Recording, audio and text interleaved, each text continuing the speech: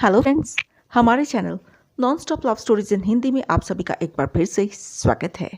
मैं ऋतु आप सभी के लिए एक और नई स्टोरी के साथ। तो दोस्तों, स्टोरी स्टार्ट करने से पहले आप सभी से रिक्वेस्ट है कि हमारे channel non stop love stories in Hindi को लाइक, सब्सक्राइब एंड शेयर करना ना भूलें। इससे हमें एक बार फिर से हिम्मत मिलती है आप सभी के लिए एक और प्यारी सी स्टोरी लाने की। तो दोस्तों, आप सभी हेडफोन्स लगा लें और इस स्टोरी का मज़ा आराम से लें। मेरा दावा है कि ये स्टोरी आपके दिल को छू लेगी। तो दोस्तों, मैंने सुना है कि इंसान जैसा सोचता है उसके साथ वैसा ही होता है, इसलिए इस चैनल पर हम आप सभी के लिए लव स्टोरीज लेकर आते हैं। जिन लोगों ने हमें अपनी लव स्टोरीज भेजी हैं उन सभी का हम पूरे दिल से थैंक्स करते हैं, और जो लोग हमें अपनी सक्सेसफुल लव स्टोरीज भेज रहे हैं उन सभी का इस चैनल पे स्वागत है। आज की कहानी का नाम है कठपुतली। मेरा नाम अलका है। हम लोग मिडिल क्लास फैमिली से बिलोंग करते हैं। मेरी 2 बहनें हैं, एक भाई है। जो मेरा भाई है वो इंजीनियरिंग कर रहा है, और जो मेरी बहनें हैं दोनों, वो अभी स्टडी कर रही हैं। हम लोग, मैंने आपको बताया, मिडिल क्लास फैमिली से हैं। मेरे पापा जो हैं वो मतलब गवर्नमेंट जॉब करते हैं, मेडिकल ऑफिसर हैं, और जो मेरी मम्मी है वो मतलब घर का काम करती हैं। मेरी हॉबीज़ जैसे आम लड़कियों की होती है, प्लांट्स को लगाना, पौधे लगाना, सिंगिंग करना, डांसिंग, और स्पेशल मुझे सबसे बेस्ट लगता है स्टडी करना। मुझे स्टडी करना बहुत पसंद है। अपनी स्टडी में मैं किसी को लेके नहीं आती। तो अभी मैं फर्स्ट ईयर में हूँ। तो मेरे साथ जो है मेरी फ्रेंड्स जो मेरे करीब हैं वो मेरी नेहा और महिमा करीब है, और बाकी भी हैं, मतलब बॉयज़ वगैरह हैं यहाँ पर हमारे भी, पर अभी तो मेरा ध्यान सिर्फ स्टडी में है। तो मैं आपको एक टाइम की बात बताती हूँ कि मैं मतलब घर आ रही थी, कुछ दिनों से ऐसा हो रहा है। ये हमारी क्लास का ही लड़का है जो मेरे सेक्शन में ही पढ़ता है, उसका नाम निखिल है। तो मेरा ही हम उम्र है वो। मतलब जब भी मैं स्कूटी पे अपने घर में आती हूँ ना, वो हमेशा बाइक पे मतलब मेरा पीछा करता है। अब ये सब बातें मुझे अच्छी नहीं लगती हैं। तो एक दिन मैंने ना, मतलब मैं शहर से थोड़ी दूर रहती हूँ, मैंने स्कूटी रोक के उसको पूछ ही लिया। मैंने कहा, तुम मेरे पीछे पीछे क्यों आते हो? फिर उसने मुझे बड़े मतलब अंदाज से बोला, उसने कहता, आप एक तो शहर से इतनी दूर रहती हो, दूसरा ऐसे मतलब जहाँ पर लोगों का आना जाना कम है वहाँ पर आप लोगों का घर है। कहता, मैं तो सिर्फ आपकी हिफाजत के लिए आपको यहाँ तक मतलब छोड़ता हूँ। मुझे बड़ी अलग सी लगी ये बात। बात सही भी थी, पर मेरा इतना ख़ास ख्याल रखने की भी क्या ज़रूरत थी। फिर भी मैंने उसको थैंक यू बोला। उस टाइम तो मुझे मतलब ऐसा लगा जैसे हाँ, ये मेरी बारे में ही सोच रहा है। मतलब किसी को भी ऐसे इम्प्रेस करना हो तो अचानक ही कुछ भी बोल दो तो शायद वो इम्प्रेस हो जाता है। मैं बड़ी इम्प्रेस हुई, और फिर मैंने निखिल को मतलब अपना दोस्त ही समझना शुरू कर दिया। फिर नेहा और जो मेरी फ्रेंड महिमा थी, हम लोग साथ में, मतलब निखिल के भी साथ ही हम लोग रहते वहाँ पर कॉलेज में। कैंटीन हम इकट्ठे जाते, बाहर हम लोग कभी लेक्चर नोट कर रहे होते तो भी साथ में ही होते। मेरे सेक्शन में ही तो था। फिर हम लोगों ने थोड़े दिनों में पिक्चर का प्लान बनाया। फिर हम पिक्चर्स भी जाते थे। फिर पिकनिक वगैरह जो था, संडे और सैटरडे संडे हम पिकनिक भी जाते थे। ऐसे ही मतलब टाइम निकलते निकलते फाइनल ईयर तक हम लोग आ गए। फाइनल ईयर तक यही चलता रहा। तो अब मतलब मैं सीरियस हो गई थी निखिल के लिए, क्योंकि मेरा तो अफेयर चल पड़ा था। सच बताऊँ, निखिल के साथ मैं तो इसको प्यार करने लग गई थी। ये मुझे रोज़ एक गुलाब का फूल देता था, मैं बड़ी खुश होती थी, और मैं अपने दिल में बस यही सोच के बैठी थी, अगर मैंने शादी करनी है तो सिर्फ निखिल से ही करनी है और किसी से नहीं। मतलब ये मेरी तमन्ना थी। देखो अब, तो मैं जब फाइनल ईयर में हम लोग गए तो निखिल का मिजाज जो था वो चेंज हो गया मेरी तरफ से। मतलब वो मुझसे कटा रहने लग गया। इवन मुझसे नहीं, महिमा से और नेहा से भी। तो उसने हमारे साथ घूमना जाना भी बंद कर दिया। फिर भी हम लोग अकेले ही, अब तीनों अकेले घूम आते थे। पिक्चर जाना भी उसने बंद कर दिया। हमें बड़ा अजीब सा लगा। हमने कहा शायद फाइनल ईयर है, ये स्टडी के लिए ज़्यादा सीरियस होगा। पिकनिक तो दूर की बात है, अब उसने पार्टीज़ में भी हमारे साथ जाना बंद कर दिया। थोड़ा सा अजीब, तो थोड़ा नहीं, वैसे सच बताऊँ तो मुझे बहुत ज़्यादा अजीब लगा। लेकिन अब किसी को क्या कह सकते हैं हम। उसके बाद मतलब उसकी जो स्टडीज़ थी, उसकी हायर बेस पे स्टडीज़ थी, तो उसने अब्रॉड जाने का था कि मैं फ़ॉरेन चला जाऊंगा। तो मैं तो वहाँ जाके ये मतलब आर्किटेक्ट का काम करूँगा या कुछ भी, ऐसे बड़ी बड़े उसके सपने थे। तो हमेशा जब भी हम मिलते तो वो ऐसी बड़ी बड़ी बातें ही करता। तो हम लोग तो अब मिडिल क्लास की फैमिली की कैटेगरी में आते थे। अब हम लोग क्या बोलते। फिर इन बिटवीन मेरे लिए मतलब एक रिश्ता आया। तो मैंने निखिल से बात, मतलब कि मेरे लिए वो लोग आ रहे हैं देखने के लिए। तो निखिल कहता कोई बात नहीं, टेंशन लेने की ज़रूरत नहीं है, अभी वो आ रहे हैं ना, अभी शादी नहीं हुई। मैंने कहा नहीं। तो कहता उनको आके देख लेने दो, हम लोग कॉलेज में बात करेंगे। मैंने फ़ोन पे बात की थी। मैंने कहा ठीक है। फिर वो लोग जब आए तो मतलब मम्मी ने मेरे को कहा चाय का ये सारा ट्रे जो होता है बिस्किट्स वगैरह का, ये लेके तुम सामने जाओ। मैं ऐसे ही सामने चली गई ट्रे लेके। तो उसकी मम्मी ने मेरे से पूछा तो आप लोग मतलब क्या कर रहे हो? मैंने कहा अभी मैं स्टडीज़ कर रही हूँ, कॉलेज में हूँ। कहते अच्छा। नाम पूछा, मैंने बता दिया मेरा नाम अलका है। उम्र पूछी, मैंने 21 साल बता दी। तो वहाँ पर मैं थोड़ी देर बैठी तो मुझे अनकंफर्टेबल सा फील होने लग गया, क्योंकि वो लोग सभी बातें कर रहे थे। मैं फिर वहाँ से उठ के मैं अपने कमरे में मैंने एक्सक्यूज़ मी बोला और अपने कमरे में चली आई। तो वहाँ पर भी आके मैंने निखिल से बात की तो निखिल तो ज़रा भी सीरियस नहीं लग रहा था मेरे लिए। हालांकि मैंने तो इतने ही सपने देखे थे, अब मैं क्या बोलती। मैं थोड़ा चुप हो गई। मैंने फिर निखिल को मतलब समझाया कि मेरे को शादी हो जाएगी अगर तुम ऐसे ही रहे तो। लेकिन वो कह रहा था अभी रुको, हम लोग वहाँ पर आके बात करते हैं। मैंने कहा ठीक है। फिर हम लोग नेक्स्ट डे कॉलेज गए। कॉलेज में मुझे निखिल ने फिर समझाया। कहता देखो, मतलब वो भी इतनी बड़ी फैमिली की तरफ से नहीं था। तो वो उसकी जो पापा थे वो मतलब उनका कपड़ों का काम था। उसने मुझे कहा अलका देखो। मैंने कहा क्या? कहते कि उसने मुझे कहा कि मेरा सपना है कि मैं बाहर जाके स्टडी करूं और मतलब एक सक्सेसफुल बंदा बनूं।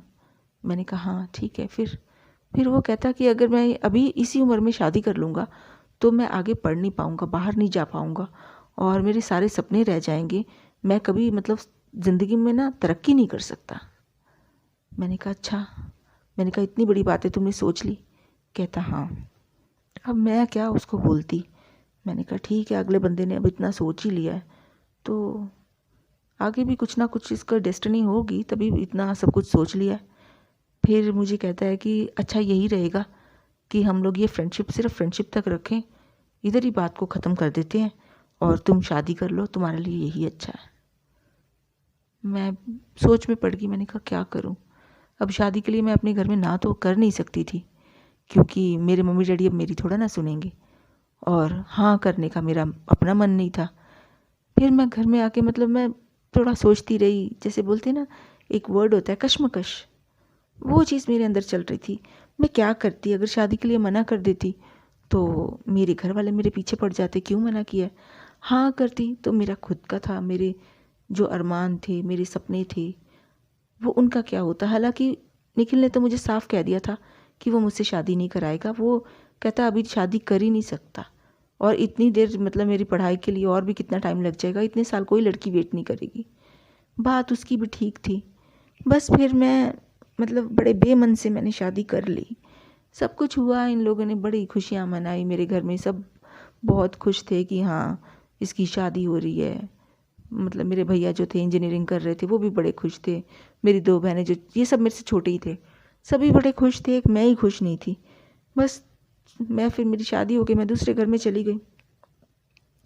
फिर क्या था, मैं बड़ी मतलब बेदिली से सब कुछ करती, काम करती उनके मतलब थोड़ा बहुत, वैसे तो नहीं थी मैं, तो मुझे काम मेरी सास ही नहीं करने देती थी। लेकिन यहाँ पर तो मेरा जैसे ना जैसे कोई वीआईपी आ गया हो ना, उस तरीके से मेरा ख्याल रखा जा रहा था। यहाँ पर जो मेरे हस्बैंड थे वो मेरी हर एक बात मानते थे। तो मुझे कहते थे तुझे कौन सा कलर पसंद है, तो अगर मैं कहती ब्लू तो वो ब्लू ही कपड़े पहनते। और अब मुझसे पूछते तुझे अपने पे कौन सा कलर अच्छा लगता है, अगर मैं पिंक बोलती तो बाहर से मतलब मेरे लिए पिंक कपड़े ले आते मेरी चॉइस के। तो यहाँ पर मतलब ये लोग तो मुझे बहुत ही ज़्यादा मतलब कर रहे थे। तो मैं मतलब हैरान हुई। फिर मैंने भी सोचा, मैंने कहा इनको अब मैं तंग करती हूँ। तो मैंने इन सोचा कि मैं बोलती हूँ कि मैंने इन और आगे स्टडी करनी है, तो ये थोड़े परेशान हो जाएंगे, फिर मतलब घर में झगड़ा होगा। मैंने ये सोच के ना मैंने इनको सोचा तंग करती हूँ मैंने बोल दिया सबको कि मैं और पढ़ना चाहती हूँ। अरे मेरा ये बोलने की देर थी, जो मेरे हस्बैंड है वो इतने खुश हुए ना, और मेरी जाके ना एडमिशन अपने मेरे फादर इन लॉ मतलब मेरे ससुर और उनके पापा, उनके साथ जाके कॉलेज में एडमिशन करा दी। कहते वो तो स्टडी कर रही थी अभी, स्कूटी लेके दे दी मुझे कि आप जाओ। फिर मैंने कहा नहीं मुझे स्कूटी, मैंने ऐसी झूठ बोला कि मुझे स्कूटी चलाने नहीं आती। उन्होंने कुछ कुछ बोला नहीं, तो वो सुबह सुबह मुझे रोज़ कॉलेज छोड़ देते थे और फिर मुझे लेने भी आ जाते थे। और मुझे मतलब उन्होंने सब कुछ किया मेरे लिए, जाके एडमिशन कराई, बुक्स लेके दी, सारा कुछ। मैं तो इतनी हैरान हुई, मैंने तो सोचा था ये लोग बहुत परेशान होंगे, पर ऐसी तो कोई बात ही नहीं थी। अब मैं बड़ी परेशान हो गई, मैंने कहा ये लोग तो मुझे बहुत प्यार करते हैं, फिर ये है कि मैं हूँ तो एक लड़की ना, लड़कियाँ तो एक गुलाब के फूल की तरह उनका दिल होता है, नाजुक।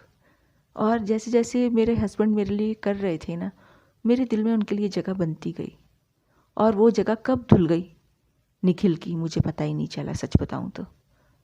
और मैं एकदम मतलब फ्रेश उससे, मतलब दिल से, जैसे होता है ना एक फ्रेश रिश्ता जो होता है वो अलग ही होता है, ऐसे ही मैं उसके साथ, अपने हस्बैंड के साथ बंध गई थी एक फ्रेश रिश्ते में। मैं बड़ी खुश थी। अब यहाँ की जो थी 2 लड़कियाँ थी और इसी मोहल्ले की, वो भी उसी कॉलेज जाती थी, मेरी क्लास में ही थी। फिर मैंने अपने हस्बैंड को बोला कि वो 2 लड़कियाँ जाती हैं कॉलेज, मैं उनके साथ चली जाया करूँ। कहता हाँ चली जाया करो। फिर उसने मुझे शाम को ना स्कूटी चलानी सिखाई। सच बताऊँ तो मैंने आपको बताया ना, मैं स्कूटी पर ही जाती थी कॉलेज, मुझे आती तो थी, फिर भी मैं अब ना कर चुकी थी, मुझे नहीं आती, तो थोड़ा सा मैंने मतलब ऐसे ही करा कि मुझे नहीं आती, धीरे धीरे मैंने एकदम पिकअप पकड़ ली स्कूटी की। मुझे वैसे बहुत अच्छी तरह आती थी, तो मैंने बोला मैं चला लूँगी। कहते हैं मुझे चला के दिखा, तो मैंने पूरा एक राउंड लिया और चला के दिखाई। कहते वाह तूने तो बहुत अच्छी तरह सीख ली। मैंने कहा हाँ। फिर नेक्स्ट डे से मैं खुद ही उन 2 लड़कियों की, मेरी अच्छी फ्रेंड्स थी वो, मतलब कॉलेज में बन गई थी, तो मैं उनके साथ ही स्कूटी पे निकल जाती थी। मैंने अपने हस्बैंड को फिर तंग करना छोड़ दिया। मैंने कहा नहीं, ऐसे जो इंसान बेचारा वैसे ही इनोसेंट है, उसको ऐसे तंग नहीं करना चाहिए। बस फिर मेरा कॉलेज जाना शुरू हो गया और मेरा फिर से वही ऐसे ही मन खुश रहने लग गया। अब मुझे निखिल की याद आती नहीं थी, क्योंकि जब मैं घर आती थी तो मेरे हस्बैंड के साथ, मतलब वो मेरे को पूरा टाइम भी देते थे, हम लोग पार्क में जाते थे, घूमते थे शाम को, मतलब बेहद अच्छी और खूबसूरत सी ज़िंदगी मेरी बन गई थी।